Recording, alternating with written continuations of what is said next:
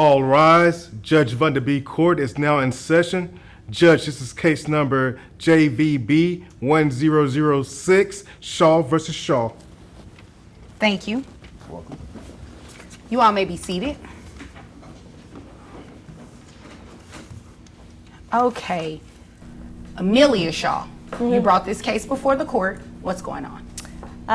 So our daughter has been living with me for 2 years. We're separated, and she's currently not paying any child support. And I thought maybe she would grow up, but I guess it's time to force her hand. So. Okay. Any reason why you're not paying child support? She makes a lot more money than I do. Okay. Is that your only reason? Mm-hmm. You know it doesn't really work like that, right? Well, I spend a lot of time, I'm trying to build my career. I'm a hairstylist. Okay. So congratulations. Thank you. You're welcome. So I travel a lot. I don't have a lot of extra money. When she says she travels a lot, she's at music festivals like every other weekend. Every other weekend is a bit excessive. It's networking. I'm trying to do hair for bands. Let me ask you a question. How much are these trips costing you every other weekend?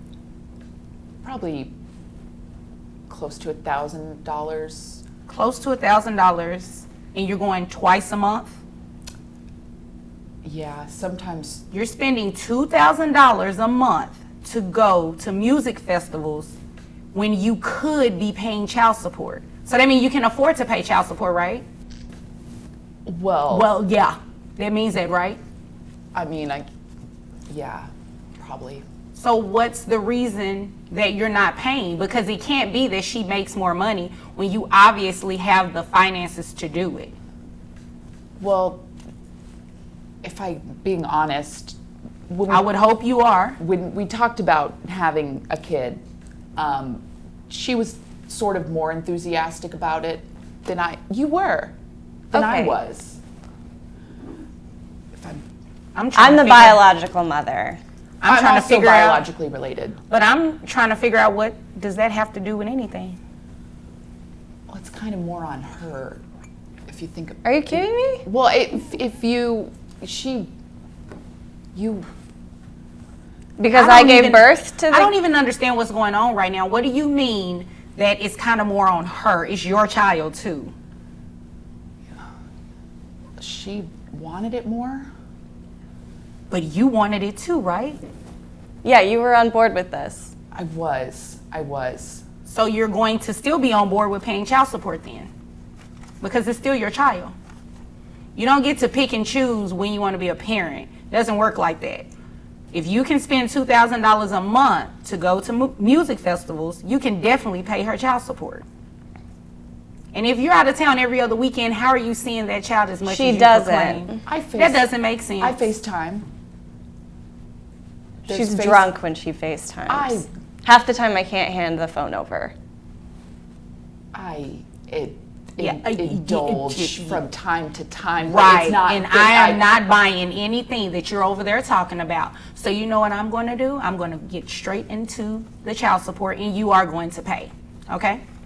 And I know you have the money, because according to your tax returns here, you make about $800 a week, right? Okay, so I have your gross at about $3,200 a month. So you can afford to pay child support because you're spending $2,000 of that to go out of town, and that's based on what you said. That's not based on any calculation yet. Okay? All right? How many children? Just one. Just one child? Okay. So I have your net at $2,474.58. Who pays health insurance? We have Medicaid. Medicaid? Okay. So Medicaid has to be reimbursed to the state because that is a state benefit. So you are the one who is going to reimburse that money to the state. So what I have to do is take 9% of your gross, and that'll give me the health insurance amount that you'll reimburse to Medicaid. comes out to $288. So when you add that to your monthly child support obligation of $494.92, that gets $782.92. A month? Yeah. You spend $2,000 a month, right? Yeah. Yeah, exactly. So you can afford it. I think one music festival a month is enough. And maybe you should take your daughter with you to the music festival. I don't think so. No? No. Oh. I don't trust that. Oh. Well, you know, now that she's paying child support, you really can't dictate what she does on her weekends. It's kind of how it works.